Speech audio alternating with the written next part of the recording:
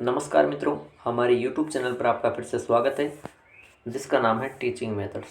दोस्तों, इस वीडियो में हम CTET, UPTET, DSSSB second grade और जो फर्स्ट ग्रेड की वैकेंसी राजस्थान में आने वाली है, इन सभी के लिए सीडीपी साइकोलॉजी, एजुकेशन साइकोलॉजी के 30 इंपॉर्टेंट क्वेश्चंस इस वीडियो में देखेंगे। शुरुआत करते हैं मित्रों प्रश्न संख्या 1 से। पहला प्रश्न है, अभिवृद्धि के संदर्भ में कौन सा कथन सत्य नहीं है? अभिवृद्धि के संदर्भ में कौन सा कथन पूछा है, सत्य नहीं है। मैंने पहले बता दिया कि इन पर आपको मुख्यतः ध्यान देना है, सत्य नहीं है या असत्य है। ठीक है, तो देखो मित्रों, अभिवृद्धि में परिवर्तनों को देखा व मापा जा सकता है, यह कथन बिल्कुल सत्य है। अभिवृद्धि में जो भी परिवर्तन होते हैं ना, वो देखनीय और मापनीय योग्य होते हैं। क्यों? क्योंकि अभिवृद्धि का मतलब है शारीरिक विकास होना, है ना, और शरीर के विकास को देख व माप सकते हैं। फिर है, अभिवृद्धि विकास पर आश्रित नहीं है, तो ये कथन सत्य है या नहीं? वृद्धि में विकास सम्मिलित है या फिर अभिवृद्धि विशेष आयु तक चलने वाली प्रक्रिया? देखो साथियों, अभिवृद्धि विशेष आयु तक चलने वाली प्रक्रिया, ये कथन बिल्कुल सही है। ये किशोर अवस्था या कह दूँ परिपक्व अवस्था तक चलती है ना। जब परिपक्वता हो जाती है बालक को, किसी मनुष्य को, तो बस अभिवृद्धि वहीं पे समाप्त हो जाती है ना, विशेष आयु तक चलती। अभिवृद्धि विकास पर आश्रित नहीं है, तो यह कथन भी सत्य है। जरूरी नहीं कि किसी का विकास हो उसी की अभिवृद्धि हो, नहीं। तो फिर तीसरा कथन आपके यहाँ पे सत्य नहीं है कि वृद्धि में विकास सम्मिलित है, ये गलत है।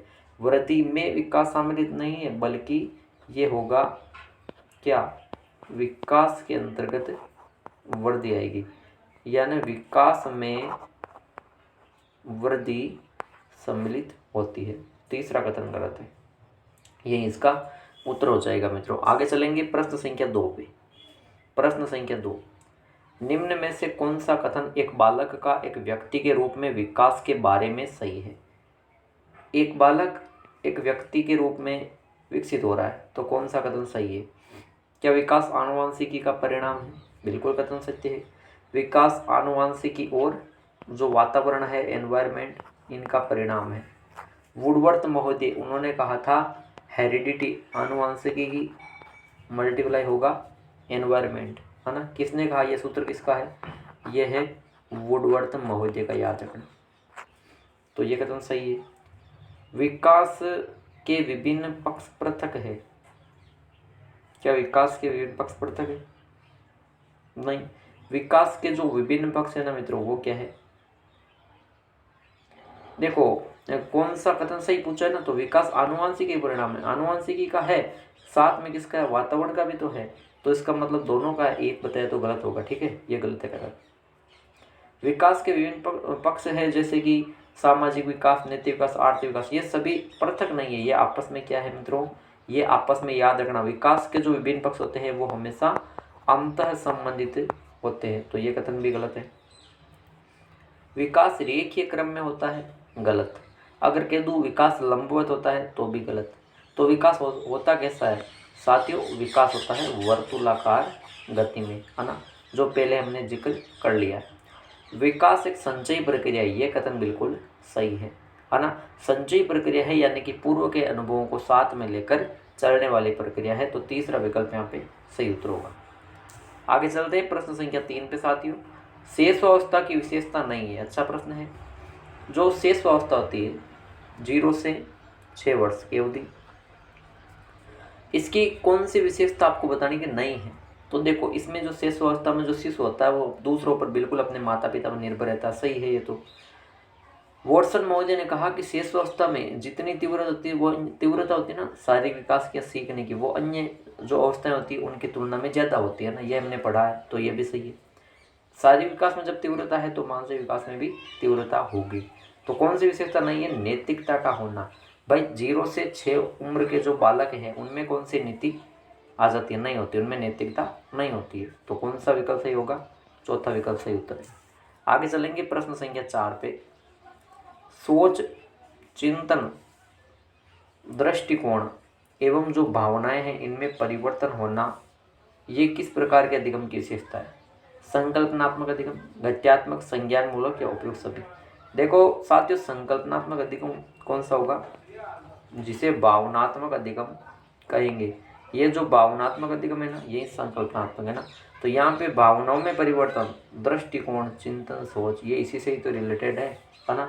तो सीधी सी बात है, ये इस प्रकार के अधिगम की विशेषता। इसे संकल्पनात्मक अधिगम भी कहा जाता है, जिसे भावनात्मक अधिगम भी कहते हैं। नाम चेंज दे दिया तो मैंने ये बता दिया। गत्यात्मक अधिगम यानी कि जो क्रियात्मक अधिगम, मोस्टली इसमें अभ्यास का महत्व अधिक होता है, ठीक है, क्रियात्मक में। और संज्ञान मूलक जो अपने संज्ञान मस्तिष्क से संबंधित है, जिसे संज्ञान मूलक या ज्ञानात्मक भी कह सकते हैं। बाकी उपयुक्त सभी नहीं होगा, पहला विकल्प सही उत्तर होगा। आगे चलते हैं प्रश्न संख्या 5 पे दोस्तों। निम्न में से कौन से पर्यावरणीय कारक व्यक्तित्व को प्रभावित करते हैं? ऐसे पर्यावरणीय कारक जो व्यक्तित्व को प्रभावित करते हैं। तो देखिए, व्यक्तित्व, एक व्यक्ति समाज में रहेगा तो सामाजिक कारकों से उसका व्यक्तित्व प्रभावित होगा, सांस्कृतिक कारकों से भी होगा, से सभ्यता संस्कृति का भी असर पड़ेगा, और आर्थिक कारक का तो विशेष रूप से पड़ता है, यानी कि उपयुक्त सभी हो जाएगा। सरल सा प्रश्न है, चौथा विकल्प सही उत्तर है। आगे चलेंगे प्रश्न संख्या 6 पे। प्रश्न संख्या 6 देखो, एक बालक की मानसिक आयु 11 वर्ष और शारीरिक आयु 10 वर्ष है, उसकी बुद्धि लब्धि क्या होगी? बुद्धि लब्धि जो टर्मन ने सूत्र विकसित किया था, क्या होता है? IQ बराबर क्या होता है? एम में mental as upon chronological S multiply 100 से, है ना। यानी कि बुद्धि लब्धि निकलेगी एम में, यानी कि मेंटल एज बोलते हैं मानसिक आयु, ऊपर ही आ जाएगी, अपॉन में ये आ जाएगी, जिसे क्रोनोलॉजिकल एज या रियल एज बोला जाता है ना, शारीरिक आयु, तैतिक आयु, और मल्टीप्लाई में 100, है ना। ये इससे 10 से हो जाएगा डिवाइड, और ये कितना हो गया? 110। ये हो जाएगी इस बालक की बुद्धि लब्धि। तीसरा विकल्प सही उत्तर है। आगे चलेंगे प्रश्न संख्या 7 पे। बच्चे के विकास के सिद्धांतों को समझना शिक्षक की सहायता करता है। एक बच्चे के विकास के सिद्धांतों को शिक्षक समझ रहा है तो शिक्षक की किस प्रकार सहायता होती है? बच्चे के सामाजिक स्तर को पहचानने में? नहीं। बच्चे के आर्थिक पृष्ठभूमि को पहचानने में? गलत। आर्थिक और सामाजिक पृष्ठभूमियाँ शिक्षक को पहचानना जरूर नहीं है। छात्रों को क्यों पढ़ाना चाहिए, यह औचित्य स्थापित करने में? यह भी कथन गलत है। सही कथन होगा विकल्प नंबर 2, यानी कि बच्चों की भिन्न अधिगम शैलियाँ। बच्चे सब अलग अलग तरीके से सीखते हैं ना, उन चीज़ों को समझने में बच्चे का किस प्रकार विकास हुआ, ये समझना एक शिक्षक के लिए जरूरी है। दूसरा विकल्प सही उत्तर है। आगे चलिए प्रश्न संख्या 8 पर। शिक्षा के संदर्भ में समाजीकरण से क्या तात्पर्य? शिक्षा के संदर्भ में समाजीकरण से तात्पर्य पूछा। समाजीकरण क्या होता है? देखो, सामाजिक मानदंडों का सदैव अनुपालन करना, ये समाजीकरण नहीं कहेंगे। समाज में बड़ों का सम्मान करना, तो ये केवल बड़ों का सम्मान करने से समाजीकरण नहीं होगा। स्वयं के खुद के अलग सामाजिक मानदंड, खुद के अलग नियम बना दिया होगा तो किसी भी हालत में नहीं होगा ना। सामाजिक वातावरण में एक तो अनुकूलन, यानी वातावरण के अनुसार खुद को ढालना, और एक समायोजन, जैसी भी स्थिति है उसके अनुसार व्यवहार करना, स्वयं को स्थापित करना। ये जब दोनों प्रक्रिया होती है ना, इसे कहते हैं सामाजिकरण। चौथा विकल्प सही है प्रश्न संख्या 8 में। आगे चलिए प्रश्न संख्या 9 पे। सीखने का वह मॉडल जो बच्चों की सृजनात्मकता को उत्प्रेरित करता है।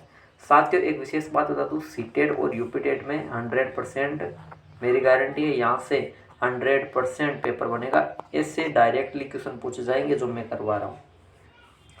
सीखने का ऐसा मॉडल जो बच्चों की सृजनात्मकता, क्रिएटिविटी, रचना, मौलिकता, नवीनता को प्रेरित करता है। तो बैंकिंग मॉडल नहीं कहेंगे, प्रोग्रामिंग मॉडल भी नहीं कहेंगे, कोई नहीं भी नहीं होगा।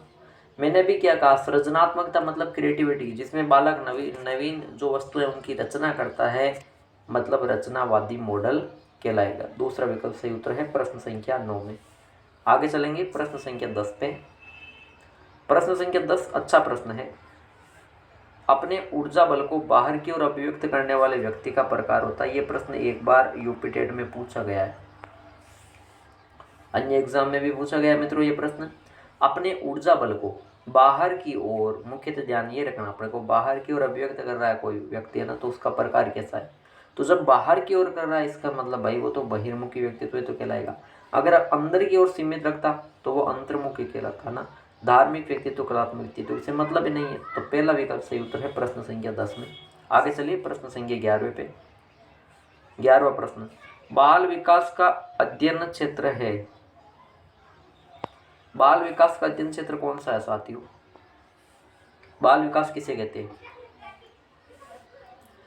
वातावरण का जब बाल विकास पे जो प्रभाव पड़ते हैं, क्या उस चीज़ का अध्ययन करना सही कथन है? बाल विकास का अध्ययन क्षेत्र होता है इसमें। बाल विकास की जितनी भी विभिन्न अवस्थाएं होती है उनका भी अध्ययन करना, विभिन्न अवस्थाओं का अध्ययन करना, ये कथन भी सही है। और वैयक्तिक विभिन्नताओं का भी अध्ययन करना, ये कथन भी सही है, यानी उपयुक्त सभी आ जाएगा यहाँ पे। चौथा विकल्प सही उत्तर होगा प्रश्न संख्या 11वें में। आगे चलिए प्रश्न संख्या 12वें पे। शिक्षकों को निम्नलिखित शिक्षण विधियों को अभ्यास में लाना चाहिए। एक शिक्षक होता है, उसको शिक्षण विधियों को अभ्यास में लाना चाहिए। क्या चीज़? भाषण विधि, वर्णन विधि, अंतःक्रियात्मक विधियाँ या उक्त में से कोई नहीं। दोस्तों, भाषण विधि में सैद्धांतिक ज्ञान मिलता है, वर्णन विधि दोनों एक सी है। इसमें बालक को हमेशा कौन सा ज्ञान दिया जाता है? भाषण विधि से या वर्णन विधि से? सैद्धांतिक ज्ञान। सैद्धांतिक ज्ञान मोस्ट नहीं रहता है। कौन सा मोस्ट रहता है? व्यावहारिक ज्ञान, है ना। व्यावहारिक ज्ञान मोस्ट रहता है साथियों। तो व्यावहारिक ज्ञान मिलेगा अंतःक्रियात्मक विधियों से। तीसरा विकल्प सही उत्तर होगा प्रश्न संख्या 12वें। आगे चलिए प्रश्न संख्या 13वें। निम्न में से कौन सी एक मनोविज्ञान की शाखा नहीं है? साथियों, ये प्रश्न बहुत बार पूछा जा चुका है CBP एजुकेशन साइकोलॉजी में। मनोविज्ञान की जितनी भी शाखाएं हैं उनसे एक प्रश्न डेफिनेटली बनने वाला है, जो रट लीजिए। आप इन शाखाओं को अच्छी तरह समझ लीजिए। कौन सी मनोविज्ञान की शाखा नहीं है? परा मनोविज्ञान, ये तो शाखा है भाई। परो मनोविज्ञान क्या होती है? जो जिसका मन से परे अध्ययन किया जाता है ना, मन से परे, वो परा होती है। असामान्य मनोविज्ञान, असामान्य मनोविज्ञान और सामान्य मनोविज्ञान भी होती है, सुधारात्मक मनोविज्ञान भी होती है, लेकिन आर्थिक मनोविज्ञान नहीं होती। एक तो आर्थिक मनोविज्ञान नहीं होती, एक आपको बता दूं मैं, राजनीतिक मनोविज्ञान आ जाए ना, उसे भी गलत कर देना, वो भी नहीं होती है ना। सामाजिक मनोविज्ञान होती है ना, नागरिक मनोविज्ञान होती है। यहाँ पे दूसरा विकल्प आपके सही उत्तर है। आगे चलिए प्रश्न संख्या 14। किसने कहा कि बालक के जन्म के कुछ समय पश्चात यह निश्चित किया जा सकता है कि जीवन में उसका स्थान क्या है? जस्टिन, ड्राइडेन, हैरिसन या एडलर? देखो साथियों, ड्राइडेन ने कहा था पहले हम अपनी चरित्र या अपनी आदतों का निर्माण करते हैं, फिर हमारी जो आदतें वो हमारे निर्माण करती है। ड्राइडेन ने कथन है, ठीक है। बालक के जन्म के कुछ समय बाद ही निश्चित कर सकते हैं कि जीवन में वे क्या बनेगा, उसका स्थान क्या है, तो ये एडलर महोदय का कथन है। चौथा विकल्प सही उत्तर है। आगे चलिए प्रश्न संख्या 15 पे। निम्न में से कौन सा संवेगात्मक बुद्धि का तत्व नहीं है? संवेगात्मक बुद्धि की बात करूं, डेनियल गोलमैन का नाम आएगा। डेनियल गोलमैन का पूछा क्या है, कौन सा तत्व नहीं है? आत्माभिप्रेरणा, संवेगों से संबंधित बुद्धि, जो संवेगों से रिलेटेड है, संवेगों पर नियंत्रण बनाया सिखाया ना, तो आत्माभिप्रेरणा ये तो इसी से संबंधित है। पर अनुभूति, दूसरों के मन की संवेगों की अनुभूति करना, ये भी इसमें संबंधित है ना। और जो संबंध वगैरह है, यानी कि संबंध है, भाव है, उनको संचालित करना, ये भी इससे रिलेटेड है। उद्यमी सामर्थ्यता इसमें नहीं आएगी। क्यों? क्योंकि उद्यमी सामर्थ्यता संवेगात्मक नहीं, बल्कि ये तो शारीरिक से संबंधित हो गई। तो दूसरा विकल्प यहाँ पे सही उत्तर होगा। आगे देखते हैं नेक्स्ट प्रश्न संख्या 16। व्यक्तित्व का जैविक निर्धारक कौन सा है? एक जैविक निर्धारक होता है और एक कौन सा होता है? भौतिक निर्धारक। बाहरी, जैविक को आंतरिक बोला जाएगा ना। व्यक्तित्व का जैविक निर्धारक कौन सा है बताओ? आकांक्षा स्तर, सामाजिक आर्थिक स्तर, आनुवंशिक प्रभाव या संस्कृति व सभ्यता का प्रभाव? तो सीधी सी बात है, आनुवंशिक प्रभाव, आनुवंशिक या जैविक प्रभाव एक ही चीज़ है, ये जैविक निर्धारक हो जाएगा। तीसरा विकल्प सही उत्तर है। आकांक्षा स्तर हो गया, सामाजिक आर्थिक स्तर, संस्कृति और सभ्यता का प्रभाव, ये सारी चीज़ें भौतिक के अंतर्गत आ जाएगी। फिलहाल तीसरा विकल्प सही उत्तर है। नेक्स्ट प्रश्न संख्या 17। इलेक्ट्रा ग्रंथि किसमें पाई जाती है? इलेक्ट्रा ग्रंथि किसमें पाई जाती है? इलेक्ट्रा ग्रंथि और एक थी मित्रों ओडिपस ग्रंथि। इन दोनों का जिक्र किसने किया? पिछले वीडियो में हम देख चुके हैं, फिर बता दूं, सिगमंड फ्रायड, जो मनोविश्लेषणवाद संप्रदाय के जनक थे, प्रवर्तक थे, और जिन्होंने मनोलैंगिक विकास का सिद्धांत भी दिया था, जिसमें 5 अवस्था इन्होंने बताई थी। इलेक्ट्रा ग्रंथि के बारे में इन्होंने कहा ये लड़कियों में पाई जाती है। साथ लड़कियों में पाई जाती है, यानी जिसमें पितृ प्रेम होता है, लड़कियों में पितृ प्रेम, यानी कि अपने पिता से वो ज़्यादा प्रेम करती है, माता से नफरत करने लगती है इस ग्रंथि के ज़्यादा होने से। लड़कों में पाई जाती है, उन्होंने बताया था, जिसका नाम बताया साथ ही उन्होंने, ओडिपस ग्रंथि, जिसमें लड़के अपनी माता से प्रेम करते हैं, पिता से नफरत करते हैं। ओडिपस में मातृ प्रेम की भावना प्रबल हो जाती है, फ्रायड ने बताया था। ठीक है, उक्त दोनों और महिलाओं में नहीं होगा, पहला विकल्प सही उत्तर है। आगे चलिए प्रश्न संख्या 18 पे। निम्नलिखित में से कौन सा लक्षण अंतर्मुखी व्यक्तित्व का नहीं है? अंतर्मुखी व्यक्तित्व और एक बहिर्मुखी व्यक्तित्व, दोनों का जिक्र किया कार्ल जुंग ने। किसने किया साथियों? कार्ल जुंग ने। तो अंतर्मुखी व्यक्तित्व को कौन सा नहीं है लक्षण बताओ? रूढ़िवादिता, आत्मकेंद्रितता, दब्बू या सामाजिकता। देखो, अंतर्मुखी व्यक्तित्व है ना, वो रूढ़िवादी है, जो धारणाएं होती है उन पे चलेगा, सही है। आत्मकेंद्रितता, अपने पर ही केंद्रित रहेगा, ये भी बात सही है। और जो हमेशा दबने वाला होगा, दब दब के बात करेगा, ये भी सही है, ये अंतर्मुखी का है। लेकिन सामाजिकता होगी बहिर्मुखी में। ठीक है, तो बिल्कुल चौथा विकल्प सही उत्तर है। आगे चलेंगे प्रश्न संख्या 19 पे। बालक की विवेचना विवेचना क्या होती है? विवेचना मतलब होता है तर्क।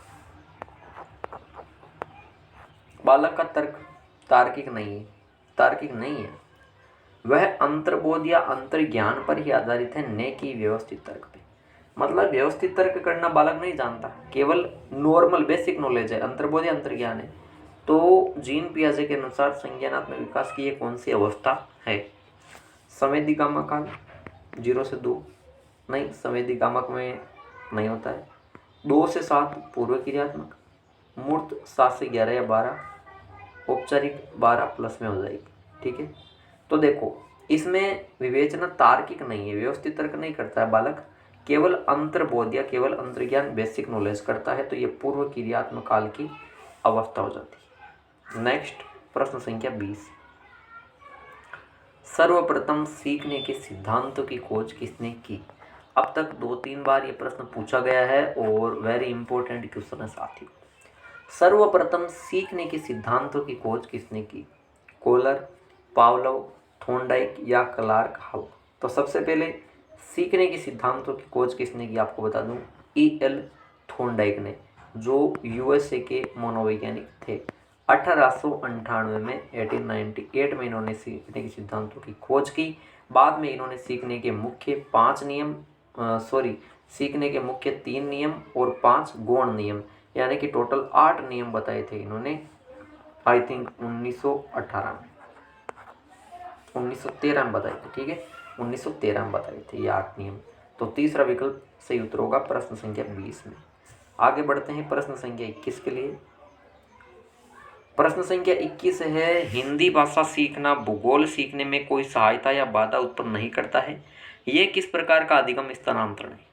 देखो साथियों, जो हिंदी भाषा होती है इसको सीखना, भूगोल सीखने में, एक चीज़ सीखना दूसरी चीज़ सीखने में ना कोई सहायता या बाधा दोनों ही उत्पन्न नहीं करती, ना तो सहायता करती है ना, और ना ही बाधा उत्पन्न करती है। मतलब क्या है? मतलब प्लस भी नहीं हो रहा, माइनस भी नहीं हो रहा, इसका मतलब ये शून्य स्थानांतरण ही तो कहलाएगा। ये किस प्रकार का अधिगम है? शून्य स्थानांतरण। धनात्मक में प्लस हो जाएगा, नकारात्मक में घटाव हो जाएगा, माइनस होता है। ठीक है, तो तीसरा विकल्प सही उत्तर है। भाई ये एक पक्षी स्थानांतरण क्या होता है? एक पक्षी स्थानांतरण अधिगम स्थानांतरण के प्रकारों में ये भी तो है। एक पक्षी यानी कि शरीर के एक ही अंग से काम करना। तो भाई आपको कमेंट में बताना है कि द्विपक्षीय स्थानांतरण क्या होता है। ठीक है, ये आपको आज का कमेंट में प्रश्न है। आगे बढ़ेंगे प्रश्न संख्या 22 के लिए। अधिगम की उपयुक्त परिभाषा है। अधिगम की सर्वश्रेष्ठ परिभाषा कौन सी? आदेशों का पालन करना तो अधिगम थोड़े ना कहलाएगा। तथ्यों को रटकर याद करना भी अधिगम नहीं है। अन्य लोगों के साथ कार्य करना भी अधिगम नहीं है। अधिगम मतलब अनुभव, खुद के अनुभव और प्लस दूसरों के अनुभव, और जो प्रशिक्षण दिया जाता है बाहरी, इन दोनों के द्वारा व्यवहार में परिवर्तन आना अधिगम कहलाएगा। चौथा विकल्प सही उत्तर होगा। आगे चलते हैं प्रश्न संख्या 23 पे। जन्म के समय शिशु में कौन सा संवेग होता है? देखो, जन्म के समय मोस्टली ये चारों ही संवेग होते हैं। उत्तेजना भी होता है, क्रोध भी होता है, प्रेम भी होता है, भय भी होता है ना। 2 साल तक ये सारे विकसित होते हैं। ऐसा किसने कहा? ऐसा ब्रिजेज महोदय ने कहा था। ब्रिजेज महोदय ने कहा ऐसा 2 वर्ष तक शिशुओं में चारों संवेग विकसित हो जाते हैं। ऐसा ब्रिजेज महोदय ने कहा। हमने पहले पढ़ लिया 2-4 बार, ठीक है। अब जन्म के समय शिशु में मोस्टली कौन सा संवेग होता है? अगर ये चारों ऑप्शन में आ रखे हैं तो करना है उत्तेजना संवेग होता है। पहला विकल्प सही उत्तर है प्रश्न संख्या 23 में। नेक्स्ट है प्रश्न संख्या 24। मूल्यांकन का एक प्रकार नहीं है। अच्छा प्रश्न है। आकलन मापन जो मूल्यांकन का टॉपिक है साथियों, उसमें से प्रश्न है मूल्यांकन का एक प्रकार कौन सा नहीं। देखो, निर्माणात्मक मूल्यांकन जिसे रचनात्मक मूल्यांकन कहा गया है ना, एफ है बोला गया, जिसे फॉर्मेटिव असेसमेंट है ये तो। इसके अलावा योगात्मक जिसे एस से बोला गया, अंतिम मूल्यांकन बोला गया, योगात्मक बोला गया, है ना, समेटिव असेसमेंट ये भी है। निदानात्मक में निदान किया जाता है, निदानात्मक एवं उपचारात्मक ये भी है। लेकिन मानक कोई मूल्यांकन का प्रकार नहीं है, तो तीसरा विकल्प सही उत्तर है। आगे चलते हैं प्रश्न संख्या 25। प्रश्न संख्या 25, अनुभूति यानी कि अनुभव, जीवन के अनुभव बच्चे और वातावरण के बीच मिलते हैं अंतःक्रिया की निरंतर प्रक्रिया के माध्यम से। एक बच्चा है, बालक है, उसकी और एक उसके वातावरण की, दोनों के बीच की जिन चीज़ों से, जिन परिवेश को वो जानेगा, अंतःक्रिया हो जाएगी, तो वो उसका कहलाएगा अनुभव, है ना। ये भाई किसके सिद्धांत में प्रतिबिंबित होता है? तो ऐसा किसने कहा? वातावरण और बच्चे के बीच की अंतःक्रिया मोस्टली पियाजे के संज्ञानात्मक सिद्धांत विकास से निहित होता है, बाकी नहीं होगा, ठीक है। पहला विकल्प सही उत्तर है। आगे चलते हैं प्रश्न संख्या 26 पे। कौन सा अभिप्रेरणा का बाह्य स्वरूप नहीं है? बाह्य स्वरूप नहीं है भाई, अभिप्रेरणा का बाहरी स्वरूप नहीं है पूछा है। तो देखो, निंदा ये बाहरी स्वरूप है, प्रशंसा करना भी बाहरी स्वरूप है, पुरस्कार देना भी बाहरी स्वरूप है, लेकिन उसकी जो आवश्यकता है ना, ये बाह्य नहीं है भाई। ये क्या है? ये सर आंतरिक अभिप्रेरणा है, ठीक है। आगे चलते हैं प्रश्न संख्या 27। बाल अपराध का कारण नहीं है। बाल अपराध टॉपिक अच्छी तरह पढ़ के जाना। एक प्रश्न हर एग्जाम में डेफिनेटली पूछा जाता है और पहले भी पूछा गया यूपी टेट एफटेट में। बाल अपराध का कारण नहीं है, एमपीटेट में प्रश्न पूछा गया था इससे ना। तो देखो, बाल अपराध, बालकों में अपराध क्यों होता है भाई? गरीबी होगी परिवार में तभी तो अपराध होगा, उसको जीवन में असफलता मिलेगी तब भी होगा, और शरीर से कोई दोष होगा तो वो समायोजित नहीं होकर बाल अपराध प्रवृत्ति की ओर बढ़ेगा। लेकिन समृद्ध परिवार ये बाल अपराध का कारण नहीं है। परिवार जब समृद्ध रहेगा तो बालक अपराध क्यों करेंगे भाई? तीसरा विकल्प सही उत्तर है। आगे चलेंगे प्रश्न संख्या 28 पर। शानदार प्रश्न।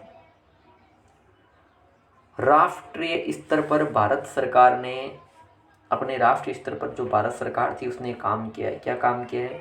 राष्ट्रीय मानसिक विकलांग संस्थान स्थापित किया। तो ये कब स्थापित किया? 1984, 88, 90 या 96?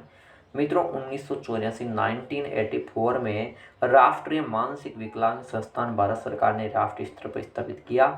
कहाँ किया भाई? तो ये मैं बता देता हूँ, हैदराबाद। राष्ट्रीय स्तर पर मानसिक विकलांग संस्थान हैदराबाद में 1984 में स्थापित किया था। पहला विकल्प सही उत्तर है प्रश्न संख्या 28। नेक्स्ट प्रश्न संख्या 29।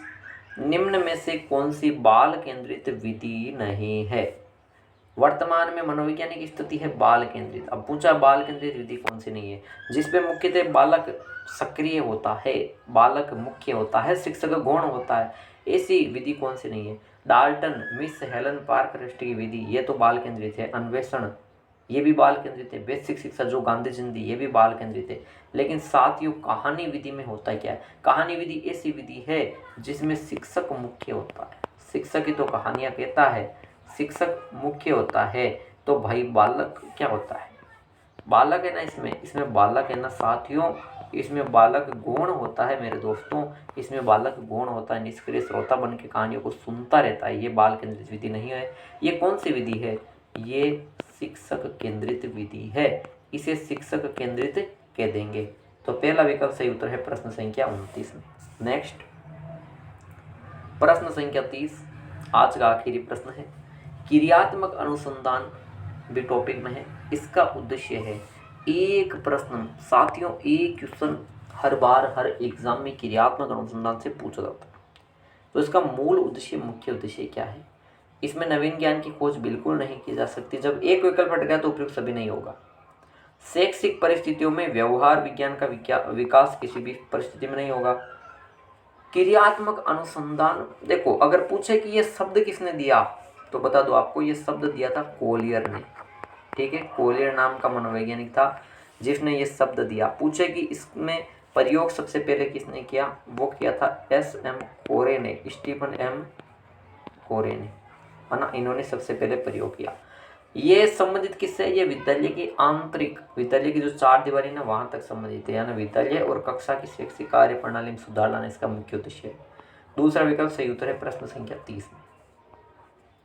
तो साथियों ये थे CDP एजुकेशन साइकोलॉजी के 30 अति महत्वपूर्ण प्रश्न। उम्मीद करता हूँ वीडियो अच्छा लगा तो बिल्कुल लाइक कीजिए, शेयर कीजिए और जिन्होंने चैनल को अभी तक सब्सक्राइब नहीं किया प्लीज़ सब्सक्राइब कीजिए। ठीक है मित्रों, धन्यवाद।